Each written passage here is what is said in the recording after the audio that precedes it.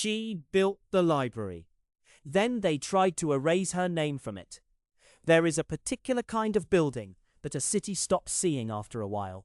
Not abandoned exactly, just present in the way a gap in a sentence is present. You pass it, you register it, and then it slips out of your mind before you reach the next corner.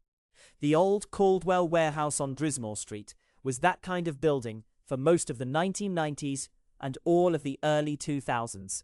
4 stories of Victorian brick, original loading bay still intact, windows boarded at street level, pigeons in the eaves. The city had bigger problems. Nobody was going to do anything about it.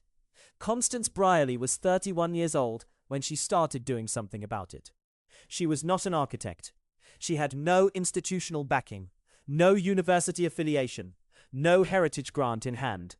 What she had was a background in records management, a decade of volunteer work at the city's overextended public library system, and a specific, almost architectural conviction that post-industrial cities don't fail because they run out of money. They fail because they run out of places where knowledge is held and shared carefully. She had been watching the city's branch libraries close one by one. She had watched the local historical society lose its lease. She had watched donated manuscript collections get boxed into storage units because there was nowhere dignified to put them. She decided to build a somewhere dignified. The first step was the building itself.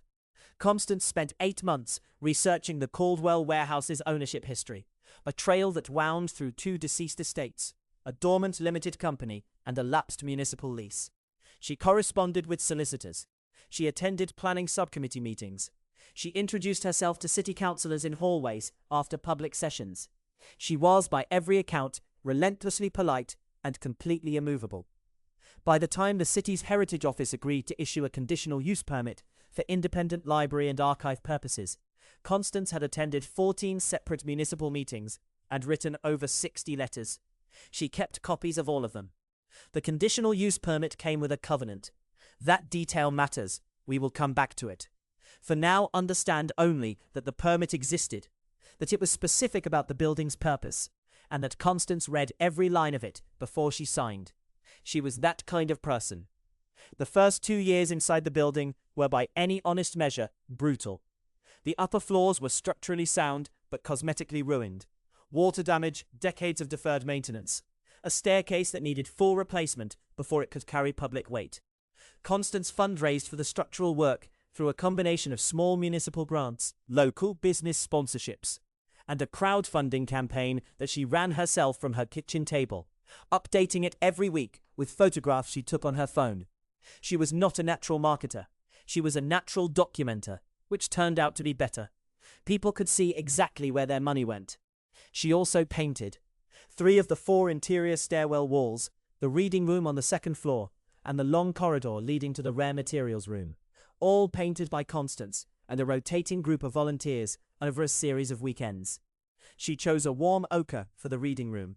She chose it specifically because the afternoon light through the south-facing windows turned it gold. She had tested 4 sample patches before she committed. The collection grew the way independent collections always grow when the right person is asking. Slowly, through trust. Constance spent years building relationships with the families of local historians, retired professionals, and former city administrators who had accumulated personal archives with nowhere to go. She attended estate sales. She met with university surplus coordinators. She cultivated a network of small donors the way a careful gardener tends a difficult soil, with attention, with patience, with no expectation of immediate return. She restored 43 card catalogues by hand. Not because card catalogues were the most efficient retrieval system, they weren't, and she knew it, but because they were primary documents in themselves, evidence of how a community had organized its own knowledge over a century. She cleaned each wooden drawer with a specific mixture she had researched from a conservation manual. She repaired the brass pulls. She cross-indexed the original catalogue entries against the actual holdings. It took her 3 years, worked into evenings and weekends around everything else she was doing. By year 7, the Caldwell Independent Research Library was the kind of institution that serious local historians crossed the city to use. It held the original planning records for the city's tramway system. It held 40 years of a demolished neighborhood newspaper.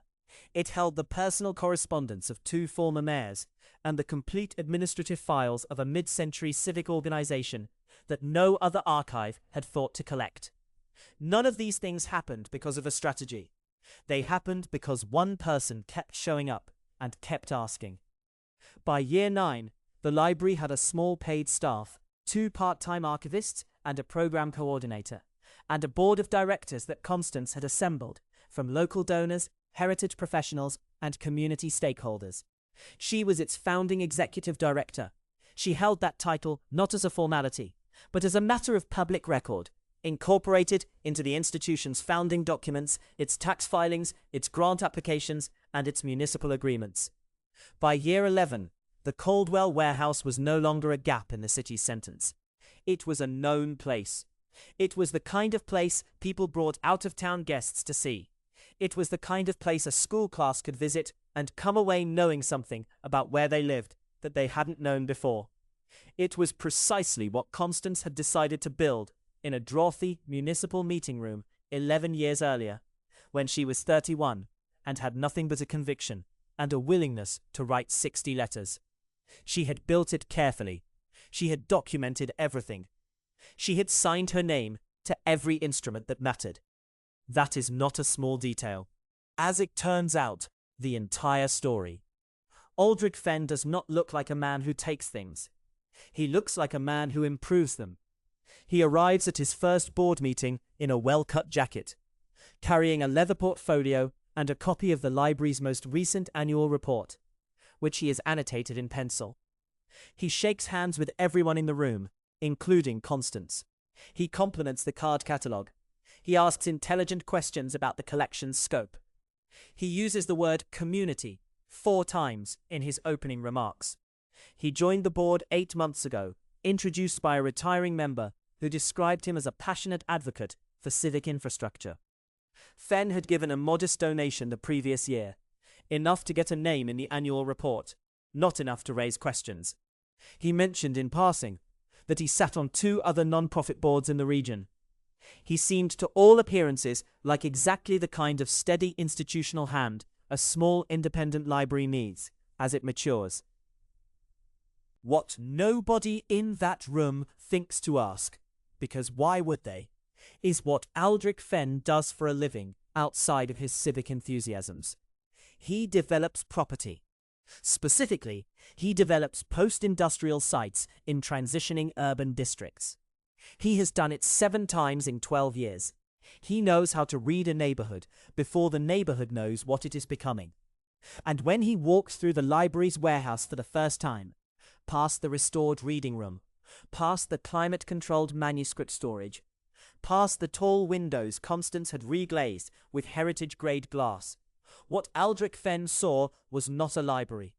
He saw 4 floors of Victorian brick sitting on a corner lot, 1 block from a light rail stop that had opened 18 months ago, in a district that was, by every metric he understood, approximately 2 years from being somewhere people paid serious money to be. The library is not his target. The library is his obstacle. The repositioning begins quietly, the way these things always do. Fenn proposes a governance review. He frames it as best practice. The library has grown, he says, and its founding documents were written for a different scale of operation. Constance agrees readily. She has been meaning to update the bylaws for years. She is grateful someone is willing to do the administrative heavy lifting. This is, it will later become clear, the first and only time Fenn needs her cooperation. Over the following 3 months, he circulates draft governance revisions that are long, technical, and formatted to resemble the kind of document that gets skimmed and signed rather than read. Buried in the revised committee structure is a clause that quietly shifts the executive director role from a voting board seat to an ex officio advisory position. In the original bylaws, Constance holds both operational authority and board standing. In the revised version, she holds neither. 2 new board members are nominated and confirmed at a meeting where only 6 of 9 seats are occupied. Fenn has the votes he needs, Both new members have professional backgrounds in real estate. One of them has worked with Fenn's development firm before, though this is not mentioned in his nomination bio. The revised bylaws pass. Constance votes in favor. She does not see what she has just voted for. The second phase is subtler, and in retrospect, more revealing of how Fenn operates. He begins adjusting the language used in official communications, grant reports, donor correspondence, meeting minutes, to describe Constance in terms that are warm but diminishing. She is referred to as the library's founding volunteer, its community champion, its guiding spirit. These are not inaccurate descriptions exactly, but they are incomplete ones, and the incompleteness is doing work. The title, Executive Director, is fading into the background, begins to appear in minutes without her name attached to it. Then it appears without a name at all. Then Fenn begins referring, in donor conversations, to the need for professional leadership as the institution enters its next chapter. He says this with great respect for everything Constance has contributed. He says it in the tone of a man describing a beloved but aging volunteer who has carried the baton as far as she reasonably could. He says none of this to Constance directly. Meanwhile, she is downstairs. She is working through a collection of donated correspondence from a local industrial family. 3 boxes of letters dating from 1912 to 1947 that arrived without an inventory. She is building the finding aid from scratch, cross-referencing names against the city directory she has had on her desk for 11 years. It is painstaking work, and she is good at it. She takes a lunch break, eats a sandwich at her desk, answers 2 emails from a researcher at a university 3 states away, who is using the library's digitized holdings for a dissertation. She writes back promptly. She always does.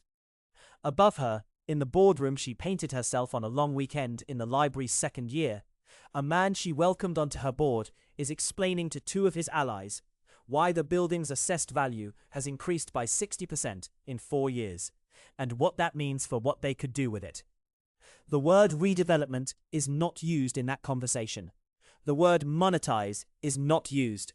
Fenn is too careful for that.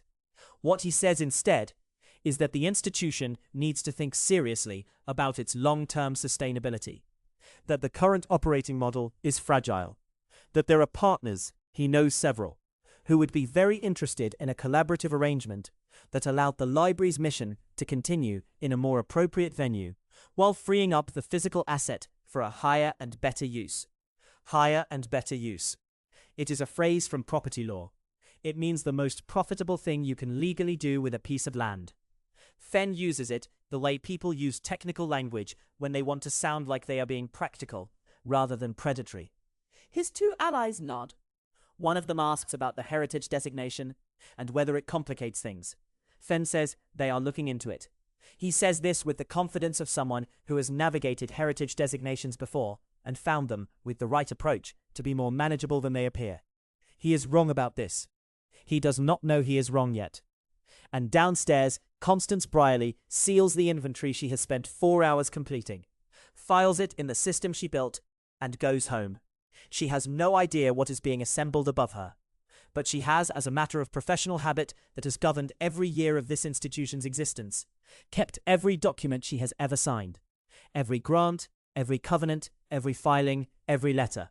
11 years of paperwork, sitting in order, in a fireproof cabinet, in a room that still has her name on the lease.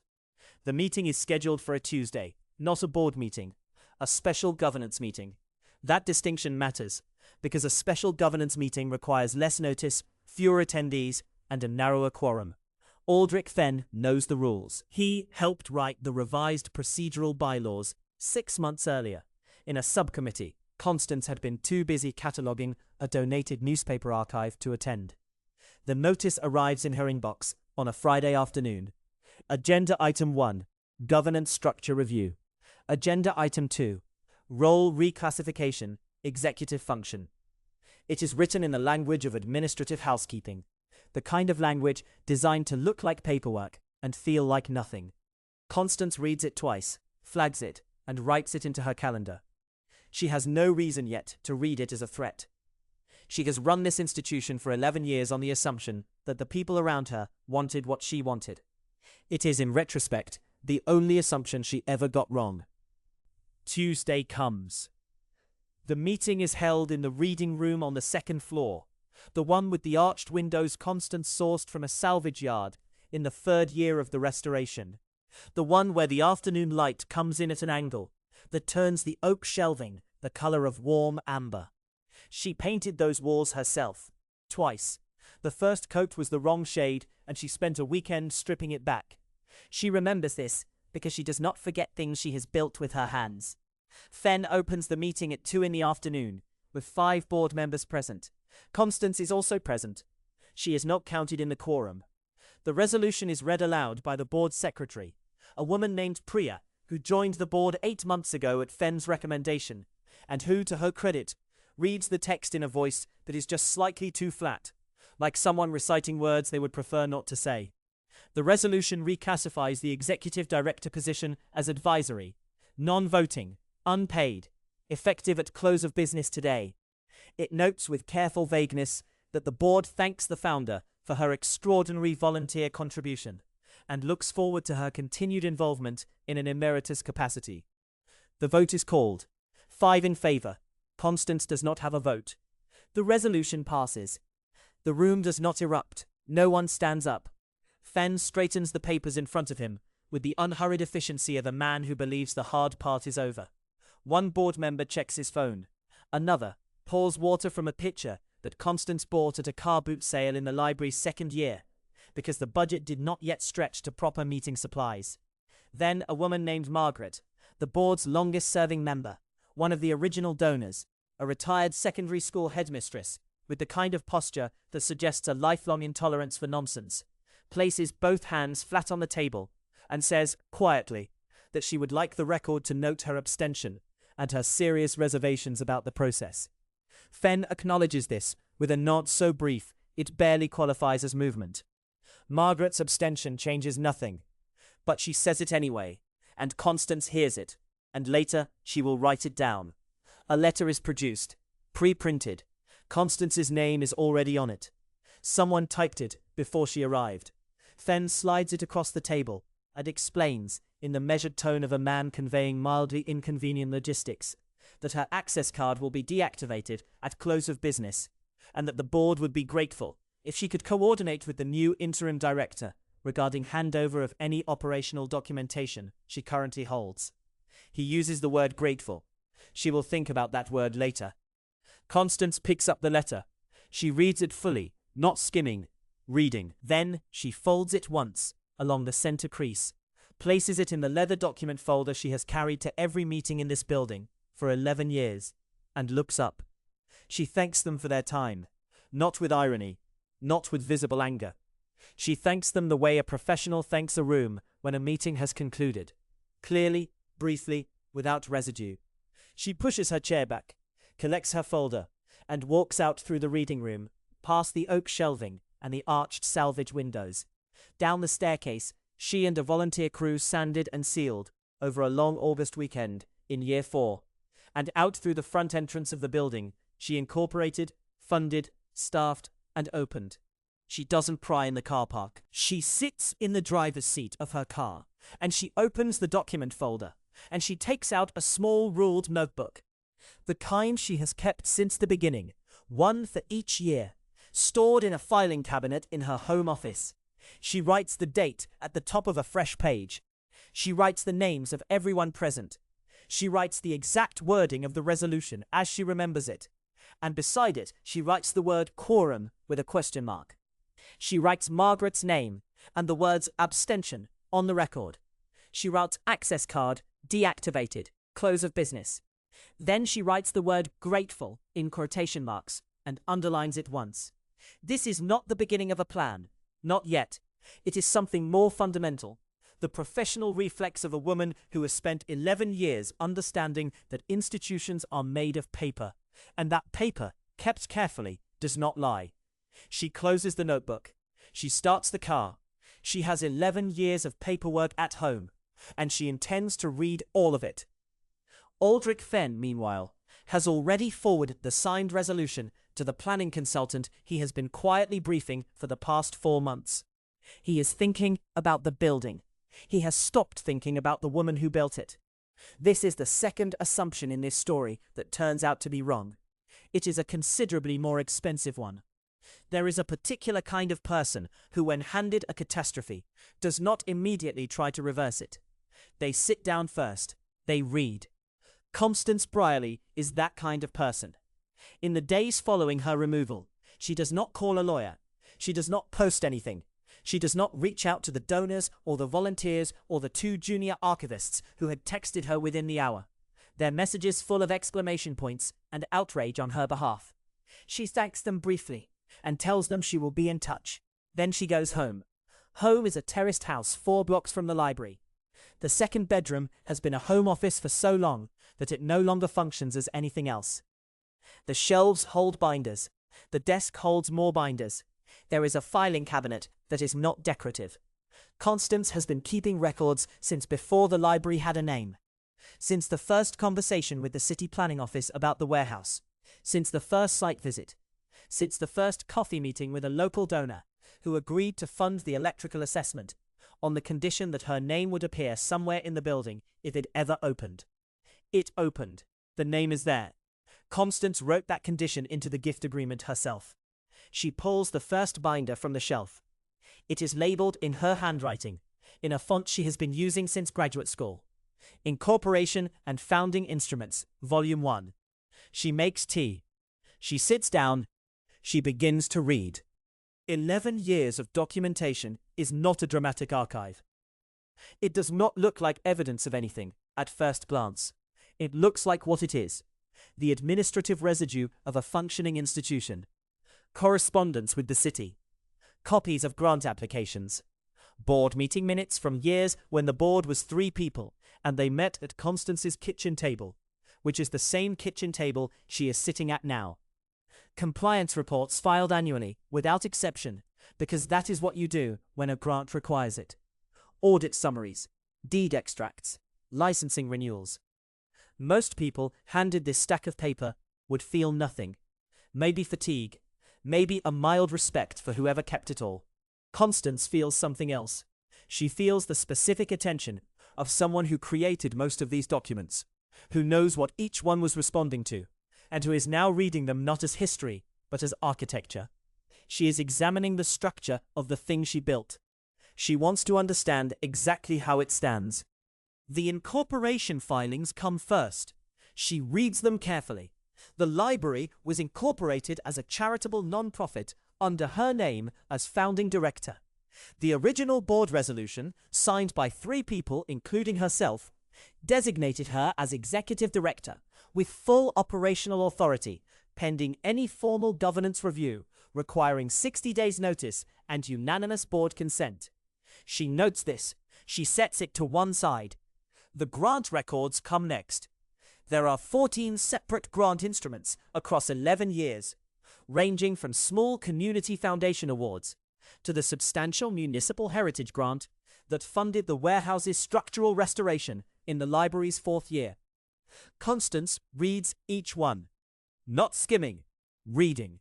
The way she would read a document she was preparing to cite. She is a trained archivist. This matters.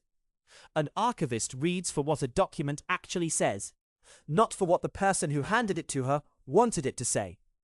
An archivist reads for the specific language of conditions and obligations and terms.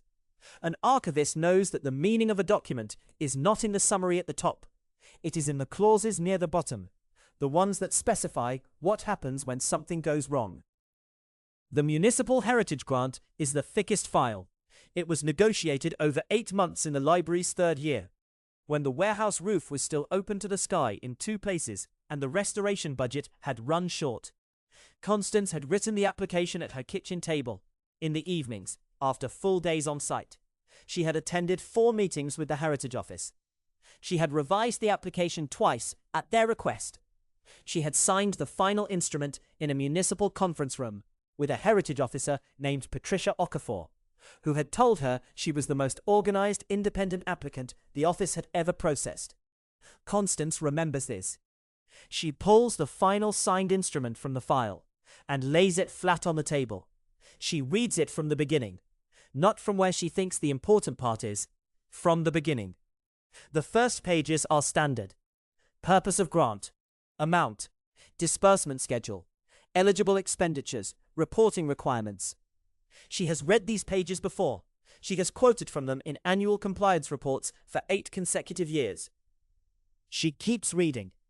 On page 11, in a section titled Stewardship and Continuity of Public Benefit, she finds a clause she wrote into the draft herself, and then, in the years of operational routine that followed, had stopped actively thinking about.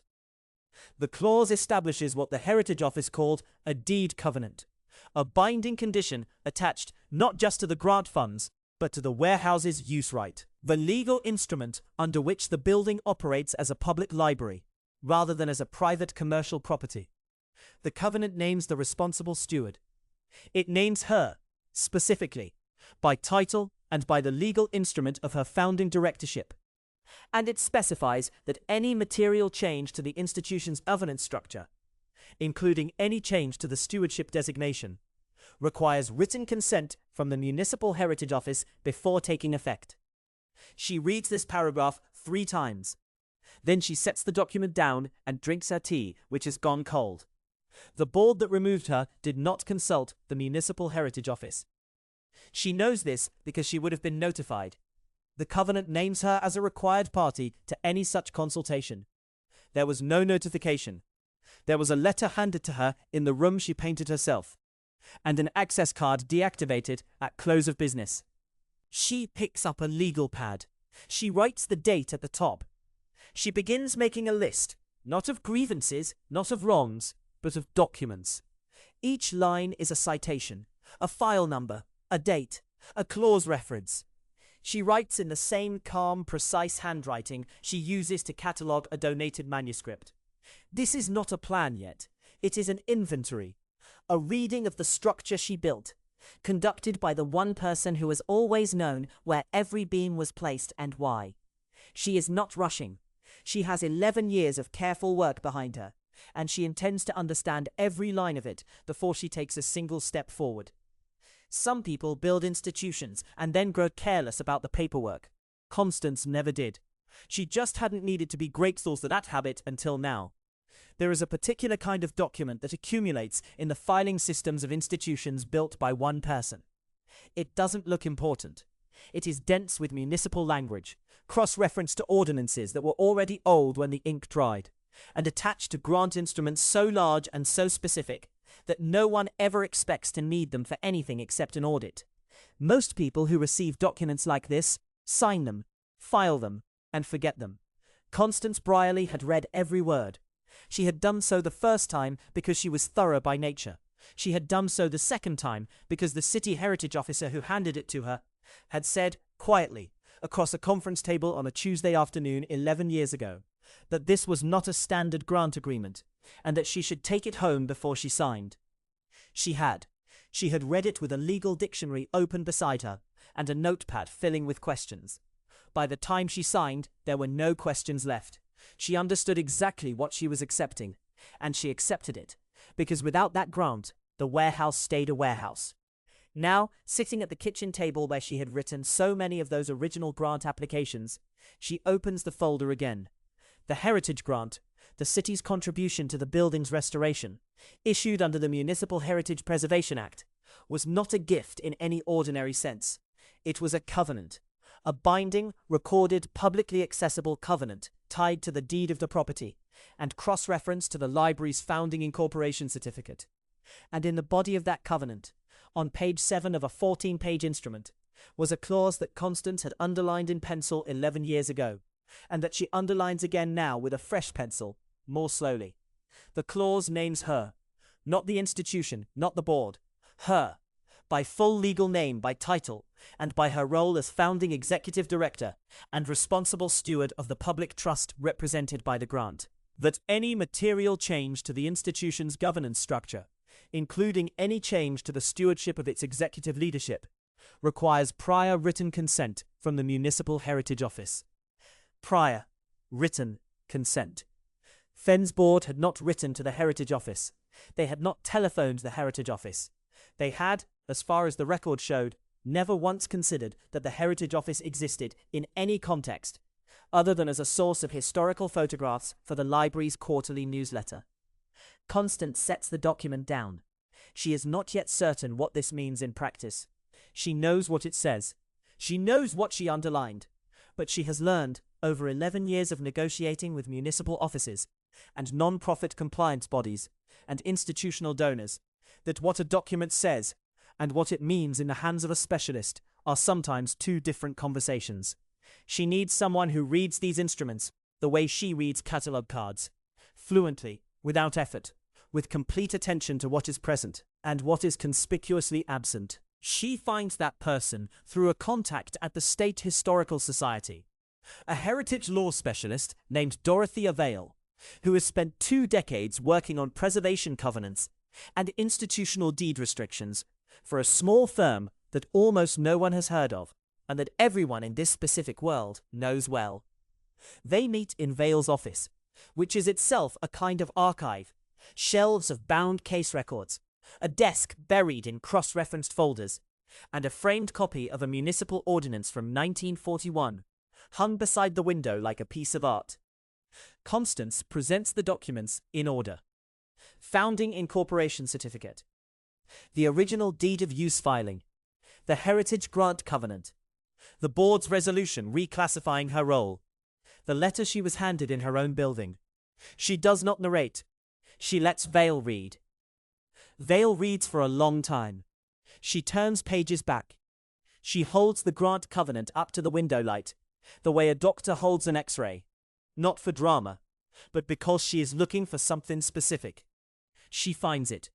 She sets the document flat on the desk and taps the page with one finger. The board's bunt, Vale tells her, was not merely procedurally unfortunate. It was a breach of a binding public covenant, a recorded legal instrument between the library as an institution and the city as a grantor, with Constance's continued stewardship as a named condition of the library's right to operate at all. Not its ownership of the building. The board held that through the non-profit structure, and the analysis of that was more complex. But the right to operate as a library, the use right, the thing that made the building a library rather than a commercial property. That right flows through the covenant, and the covenant flows through Constance. Vale explains the reversion clause plainly. If the covenant's conditions are violated, if the governance structure is materially altered without municipal consent, or if Constance's stewardship is terminated without a written succession process approved by the Heritage Office, the use right does not transfer to the new governance arrangement. It lapses. The Heritage Office has the legal standing to suspend the library's operating license pending a compliance review. And without an operating license, the building is not a library. Without being a library, it is not entitled to operate under the terms of its founding deed of use, which carries its own municipal restrictions on commercial development. Fenn's board, Vale says, calmly and without editorial flourish, has acquired a warehouse. Constance does not smile. She writes down the precise phrase Vale uses to describe the breach. She asks 2 follow-up questions. She asks them with the same voice she used to ask the Heritage Officer about that clause 11 years ago across a conference table on a Tuesday afternoon. The voice of someone who needs to understand a thing completely before she moves. She leaves Vale's office with a photocopy of the relevant statutory references, a brief written summary of the covenant analysis, and a clear picture of what the next step looks like. She has not yet decided how many letters to write, or to whom. That is the work of the following days. But the question she came in asking, whether the board had actually done what they thought they had done, is answered. They had not. They had signed a resolution in a room they did not own, in a building they could not legally repurpose, removing a woman whose name was written into the deed of the institution itself. They had done it because they had never read the document, not once in the entire time they had been assembling their governance maneuver, positioning their allies, reframing her as a volunteer, filing construction permit applications for a building whose use right they did not hold. Not once had any of them sat down with a legal dictionary and a notepad and read the thing to its last page. Constance had. 11 years ago. And again, alone at her kitchen table with a fresh pencil. The underlying was still there.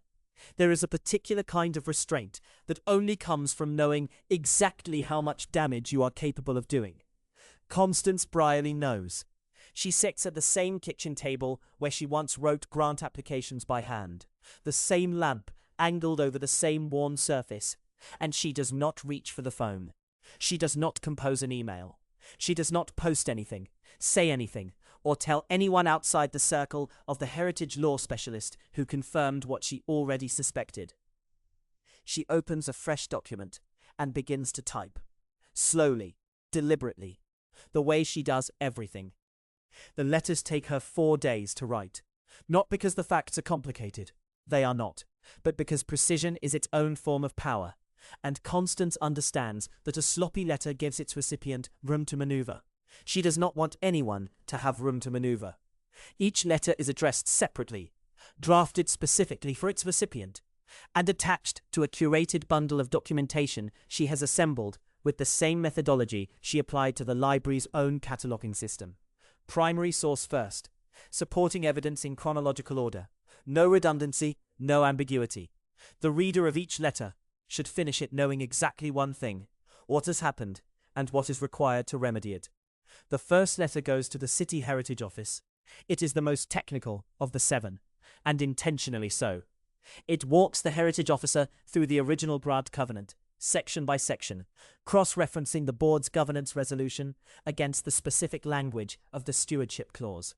It does not characterize Fenn's conduct. It does not use words like fraud or bad faith.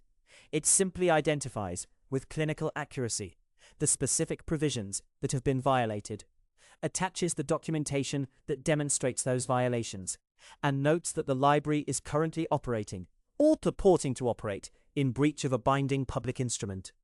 It closes with a single question: what corrective action does the City Heritage Office intend to take, and on what timeline? The second letter goes to the original grant administrator, the state-level foundation whose funding seeded the warehouse conversion 11 years earlier. This letter is somewhat shorter. It attaches the grant agreement, the compliance certifications Constance filed annually for 11 years, and the governance resolution the board passed in her absence. The point of this letter is narrow and unmistakable. The institution receiving ongoing grant recognition has materially altered its governance in a manner inconsistent with the terms under which the grant was awarded and renewed. The Foundation's Compliance Office will know what to do with that. The third letter goes to the State Non-Profit Compliance Division, which oversees the legal obligations of incorporated charitable organizations. Constance attaches the library's original Articles of Incorporation, the board resolution, and a brief legal summary, prepared by her heritage law specialist, of the conflict between the two documents. She requests that the division review whether the board's actions constitute a breach of fiduciary duty under state non-profit law. The fourth letter goes to the municipal solicitor. This is the shortest letter of the 7. It simply informs the solicitor's office that a covenant attached to public land use rights may have been breached, encloses the relevant documentation, and requests guidance on the city's intended response. Municipal solicitors are not people who enjoy surprises. This letter guarantees the solicitor's office will not be surprised, and guarantees they will begin making their own inquiries.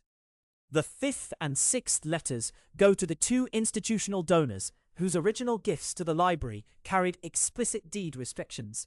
Both gifts were made with the condition that the donated funds be used exclusively for public archival access programs.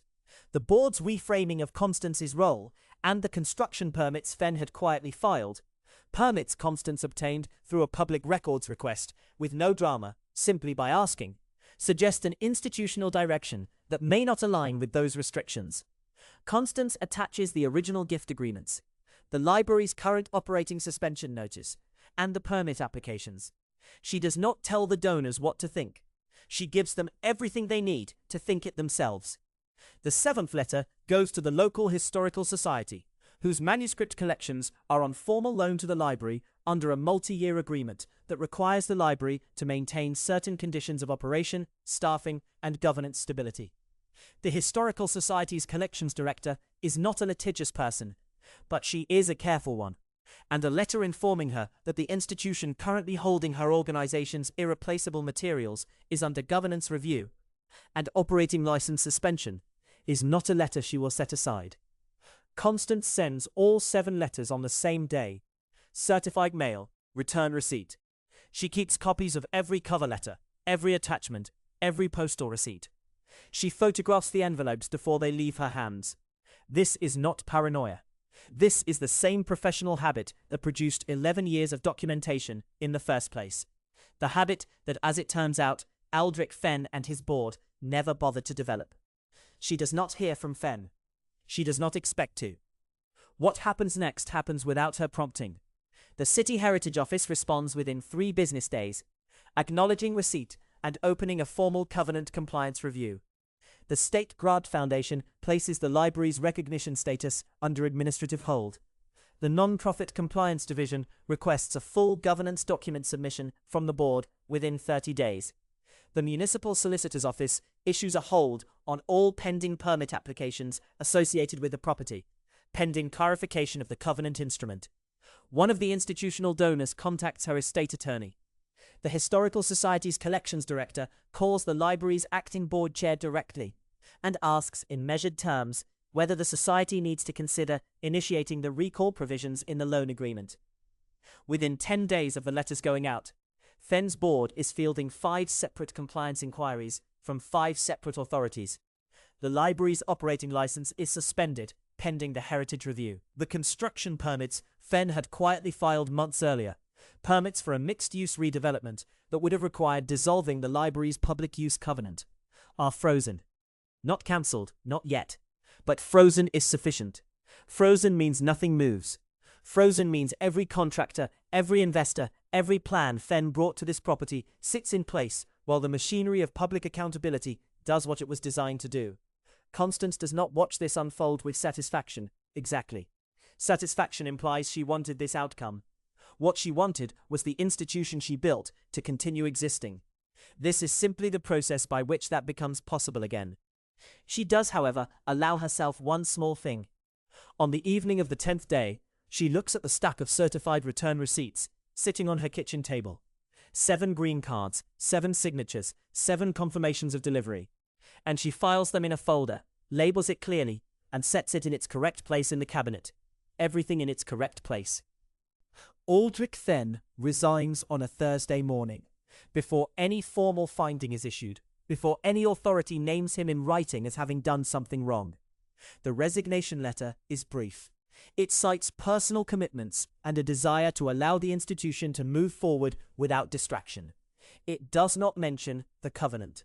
It does not mention Constance. 2 of the board members he installed follow within the week. Their letters are similarly careful, similarly bloodless. People who dismantle things quietly tend to leave quietly. That much at least is consistent. The library's operating license remains suspended for just under 3 months, while the Heritage Office and the Non-Profit Compliance Division work through the documentation Constance provided. There is nothing rushed about this process. Bureaucracies move at their own pace, and the pace here is deliberate and methodical, which suits Constance perfectly, because deliberate and methodical is exactly how she operates. She is not waiting anxiously. She is available, responsive, and precise whenever an official needs a document clarified or a date confirmed. She has already organized everything into clearly labeled folders. She has already anticipated most of the questions. The heritage law specialist she consulted early on describes the situation to a compliance officer in terms that will later be quoted in the formal review summary. The board acted as though the institution belonged to them, because they sat above it on a chart. They did not read what was written beneath the chart. What was written beneath the chart, as it turns out, is what actually governed everything. The construction permits Fenn had applied for quietly, the ones that would have begun converting the upper floors of the warehouse into leasable commercial space, are formally denied in month 4. The denial cites the active covenant review. There is no appeal lodged. There is no one left on the board with sufficient interest in the building's commercial potential to pursue one. The people who came for the land value have already moved on to their next project. They always do. The governance resolution the Heritage Office brokers takes shape over the following 2 months. It is not simply a reinstatement. Constance had been operating under an informal arrangement for 11 years, reliant on goodwill and on the assumption that the people around her shared her understanding of what the institution was for. That assumption had proven costly. The new structure does not repeat it. The executive director role is formally defined. The responsibilities are documented, and the board composition going forward requires that a majority of voting members have a direct relationship with the library's founding mission: researchers, educators, archivists, community historians. People who understand what a card catalogue is for. People who have, at some point in their lives, cared about preserving something. Constance has meaningful input in selecting the first cohort under this new structure. She does not pack the board with allies. She selects people who will argue with her when she is wrong, and support her when she is right, which is, if you think about it, precisely what a board is supposed to do. She has learned at some expense not to take that for granted. The library reopens on a Tuesday in early spring. There is no formal ceremony. There is a notice in the local paper, a short post on the library's website, and an email to the donor list. The doors open at 9 in the morning, which is when they have always opened. By 9:30, the reading room has its regular Tuesday contingent: the retired railway historian who comes in twice a week, the graduate student working through the local industrial records collection, the woman who has been slowly digitizing her grandmother's correspondence with 3 different mayors across 4 decades. They come in, they take their usual seats, and they get back to work. The building smells of paper and old wood, and the particular stillness that belongs to rooms where people concentrate. Everything is exactly as it was. Almost everything. Beside the front entrance, at eye level, on the interior wall, beside the original Victorian door frame that Constance restored herself 8 years ago, the one with the brass fittings she sourced from a salvage yard 2 counties over, there is something new. A small brass plaque, modest in size, precisely lettered. It was suggested by the Heritage Office. It was funded by the original donor coalition, the people who had been writing checks and showing up to events and believing in this place since before it had proper heating. They did not need to be asked twice. It reads, "Founded and restored by Constance Brierly." Constance sees it on her way in that first morning. She stops. She reads it. She does not say anything for a moment. Then she continues inside, hangs up her coat, and makes a pot of tea in the small kitchen off the archive room, the kitchen she fitted out herself from a catering auction in the library's 3rd year, when the budget ran to used equipment and volunteer labor and not much else. She carries her tea to her desk, opens her notebook to a fresh page, and begins writing the first entry of the new operational log. The date, the weather, the attendance count at 9:30, the items currently awaiting cataloguing, the maintenance note about the east window latch that needs attention before the summer. 11 years of documentation, and she is adding to it, as she has always done. This is not a story about a dramatic confrontation, or a public unmasking, or a moment where someone powerful is made to answer for what they did in front of an audience. Fenn was never charged with anything. The board members who followed him back out the door were never named in any public finding. The resolution was quiet, and the language was institutional, and most people in the city never knew it had happened at all. What they do know, the regulars, the donors, the researchers, the people who have been using this library for years, is that it nearly closed, and the woman who built it is still behind her desk on Tuesday mornings when they come in. That is what 11 years of careful work actually produces. Not a victory, not a spectacle, something far more durable than either of those things. A building that stays open, a name on a wall that no one can remove, and the quiet, settled satisfaction of a person who did the work correctly the first time.